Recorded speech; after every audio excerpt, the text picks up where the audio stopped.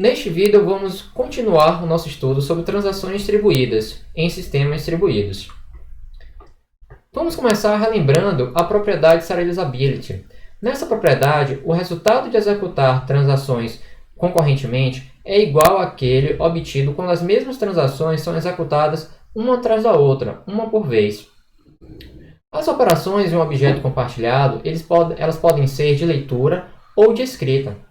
E operações elas podem ser satisfeitas por meio de um escalonamento adequado de operações conflitantes. E o que são operações conflitantes em um objeto compartilhado? São operações em que uma delas é uma operação discreta. Vamos entender por meio de um exemplo. Aqui nós temos duas transações de M e de Bob, e que o objeto B ele é um objeto compartilhado. Pela definição, operações são conflitantes se pelo menos uma delas é discreta. Então podemos nos perguntar quais pares de operações são conflitantes. Então nós podemos ver que o par 3, 4 é conflitante, pois a operação 3 é escrita, enquanto a operação 4 é leitura. O par 1, 6, operação 1, leitura, operação 6, escrita, e a operação 3 e 6, pois ambas são discretas. Então nós podemos nos perguntar como nós podemos impedir, evitar um escalonamento indevido, incorreto. Nós podemos utilizar locking e um mecanismo chamado de ordenação por timestamp. Vamos avaliar o primeiro deles.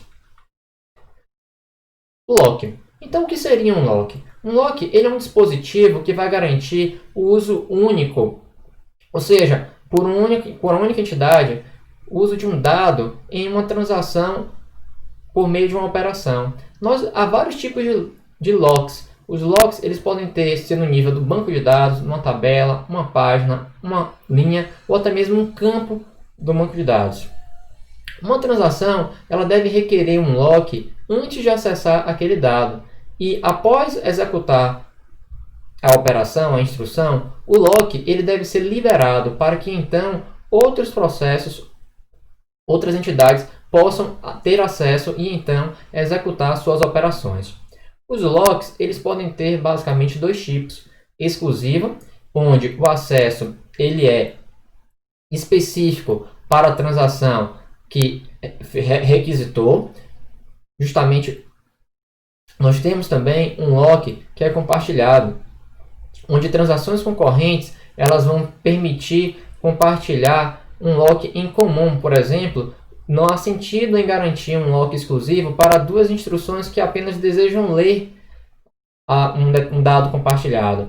Por outro lado, quando um conflito existe, isto é, dada duas operações, pelo menos uma delas é discreta, há um conflito. Então, nesse contexto, um lock exclusivo é o correto e indicado para garantir a segurança da transação. Nós podemos então testar a propriedade serializability. Então, transações concorrentes, normalmente elas vão utilizar locks quando houver operações conflitantes em objetos compartilhados. Nesse contexto, surge um determinado conceito chamado grafo serialization, ou grafo de serialização. Na verdade, esse grafo será um grafo direcionado. Lembrando que um grafo direcionado é um grafo onde há uma direção nas arestas. E uma aresta ela vai conectar dois nós. Então, o que seria justamente um nó nesse grafo direcionado? Esse nó seria, na verdade, uma transação. Então, o conjunto de nós será o conjunto de transações que nós desejamos investigar. E o que seria, então, uma aresta, um arco? Então, a definição do conjunto de arcos é formado por pares, T e TJ, que justamente vai existir se uma ação, uma operação da transação I precede e conflita com uma ação da operação TJ. Então, com isso, emerge um teorema na literatura de sistemas distribuídos, especificamente transações distribuídas, que, dado um escalonamento de transações concorrentes, a propriedade serializability ela vai ser satisfeita se e somente se o grafo de serialization correspondente ele é acíclico. Lembrando que um grafo acíclico é um grafo onde não ocorre ciclos. E no caso de um grafo direcionado, um ciclo ele deve respeitar a direção dos seus arcos. Vamos então ver esse exemplo. Nesse primeiro exemplo, nós temos a seguinte escalonamento. A primeira instrução é a leitura do objeto x pela transação 1, a segunda, a leitura do objeto y pela transação 1, a terceira, a escrita do objeto x pela transação 2, a escrita do objeto x pela transação 1 e a leitura do objeto y pela transação 2. Então, nós podemos identificar quais são, então, os pares conflitantes.